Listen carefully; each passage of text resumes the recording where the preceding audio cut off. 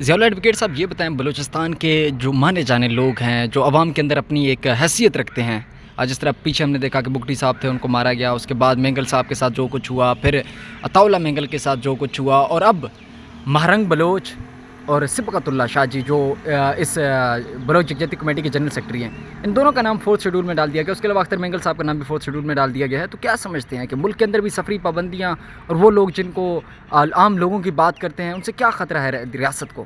افسوس مجھے اس بات کا ہو رہا ہے کہ آج قاضی صاحب جیسے لوگوں پہ ڈونٹ برس رہے ہیں. انہی وجوہات کی بنیاد پہ آج سپریم کورٹ آف پاکستان میں بلوچستان کے ججز کی تعداد زیادہ ہے.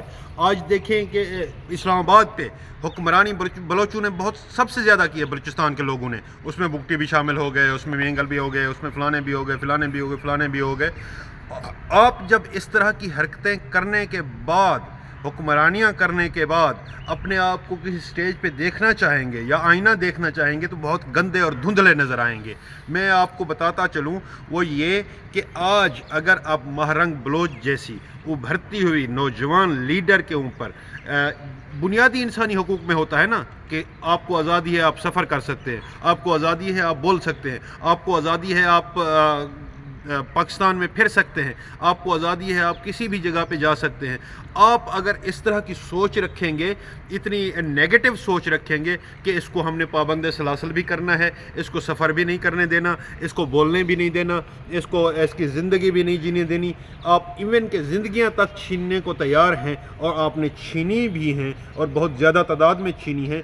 آج مہرنگ بلوچ کے اس 4 شیڈول میں نام ڈالنے کی اور ECL میں نام ڈالنے کی اور دوسرے ہمارے ساتھیوں کی، اسپیشلی اختر مینگل صاحب کے، میں افسوس کا اظہار بھی کرتا ہوں، مذمت بھی کرتا ہوں اور مطالبہ بھی کرتا ہوں کہ فی الفور یہ ان کے بنیادی حقوق ہیں، بنیادی انسانی حقوق کو فی الفور بحال کیا جائے، جو اس ٹائم پہ پاکستان میں بالکل ناپید ہو چکے ہیں، نظر ہی نہیں آتے. آپ اگر اس طرح کی حرکات کریں گے، آج اس ضلالت کی اور ذلت کی وجہ کیا ہے؟ اس ضلالت اور ذلت کی وجہ یہ ہے کہ بلوچستان کے لوگوں نے، کچھ لوگوں نے جو پیڈ تھے، جن کے اپنے مفادات تھے، وہ غلامی میں چلے گئے، وہ جی حضوری میں چلے گئے، وہ عہدے قبول کرنے اور مفادات لینے کو میں سمجھتا ہوں اپنی جو بلوچکی ہوتی ہے یا جو غیرت ہوتی ہے یا جو عزت نفس ہوتی ہے، اس کو بھی مجروح کروا بیٹھے کہ ذاتی مفاد مل جائے، ہمارے پاس عہدے آ جائیں، ہمارے نام کے ساتھ یہ ٹیگ لگ جائے، ہمارے نام کے ساتھ وہ ٹیگ لگ جائے. اس طرح کی حرکات کی ہیں آپ نے. آپ دیکھیں جب بگٹی صاحب ہوا کرتے تھے، آپ دیکھیں جب عطاء اللہ مینگل صاحب ہوا کرتے تھے، اس ٹائم پہ ان کی غیرت، اس صوبے کی غیرت، یقین کرے پوری دنیا میں ڈنکا بجتا تھا کہ آج یہاں آپ دیکھیں پاکستان ایک ایسا ملک ہے جس میں غیرت مند لوگ، آزاد لوگ بھی موجود ہیں. آج سارے غلام ہو گئے، سارے محکوم ہو گئے، آج سارے ادارے محکوم ہیں، آج سارے لوگ محکوم ہیں. اس کی وجہ یہ ہے کہ آپ کی سوچ کا کمال ہے. اچھا ضیاء ایڈوکیٹ صاحب، یہاں پہ یہ بات بتا دیں، آپ خود بھی بلوچ ہیں، تو آپ کو کیا نظر آ رہا ہے کہ بلوچستان کا جس طرح کی صورتحال بنتی جا رہی ہے روز، تو فیوچر کیا نظر آ رہا ہے؟ میں ایک چیز آپ کو بتاتا چلوں کہ ریاست اب تھک چکی ہے بلوچوں کے سر کاٹ کاٹ کے. بلوچوں کے ساتھ ساتھ آپ نے پٹھانوں کا بھی سر کاٹے.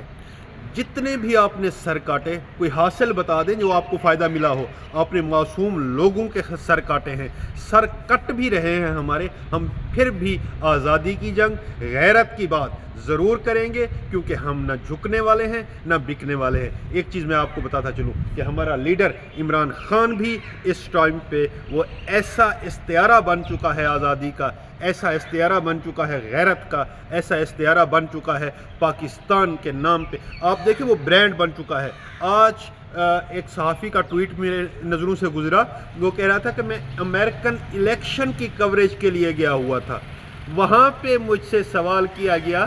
میں صحافی ہوں، حالانکہ وہ کہتا ہے مجھے سوال کرنا چاہیے تھا، الٹا مجھ سے سوال کر لیا گیا کیونکہ میرے سینے پہ پاکستان کا فلیگ لگا ہوا تھا. سوال یہ کیا گیا تھا خان صاحب کی کیا حالت ہے، ان کو کیوں آپ نے پابند سلاسل رکھا ہوا ہے. تو پھر میں نے الٹا ان سے سوال کیا.